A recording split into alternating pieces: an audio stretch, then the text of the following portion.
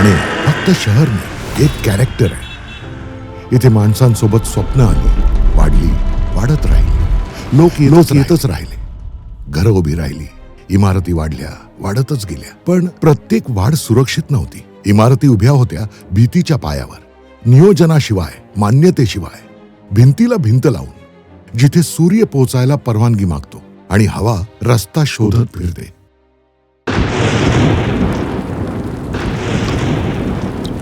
पावसाळा आला की इथे धडकी भरते आणि मनात खोल कुठेतरी एक न बोललेला प्रश्न, आज काही होणार तर नाही ना?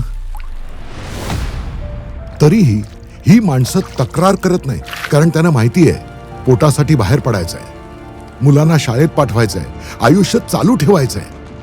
त्यांच्या वेदना मोक्या झाल्यात. अशा वेदना त्यालाच कळतात ज्यांनी त्या जगल्या आहेत. जो निर्णय फाईलमधून होत नाही, अनुभवातून येतो. तो निर्णय डोक्यावर टांगलेल्या भीतीच्या कुऱ्हाडीला सवय मानण्याऐवजी तिला संपवायचा घाट घालतो.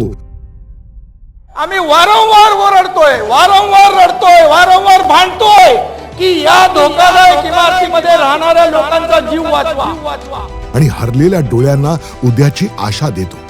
किसन नगर क्लस्टर पुनर्विकास हा प्रकल्प नाही, शिंदे साहेबांचा संकल्प आहे.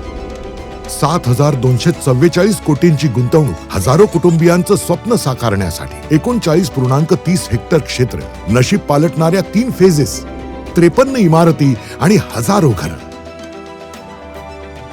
मजबूत, नियोजित, स्वप्नांच्या सुरक्षित इमारती. 13,920 कुटुंबांना आपल्या हक्काचं अधिकृत स्वतःचं घर मिळणार. फक्त घर नाही, एक विश्वास. मुलांसाठी निर्धास्त खेळण्याची हक्काची जागा देणारा, त्यांच्या बालमनाची मशागत करणारा एक विश्वास. महिलांना निर्भयता देणारा एक विश्वास. ज्येष्ठांशी संवाद घडवणारा, त्यांना आनंद देणारा.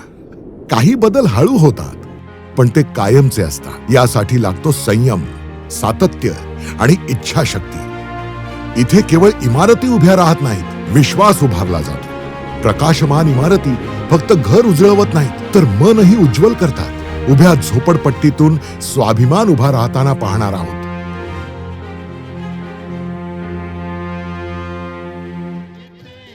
घरात लागणारा दिवा दिसायला लहान असला तरी आयुष्य उजळायला पुरेसा असतो.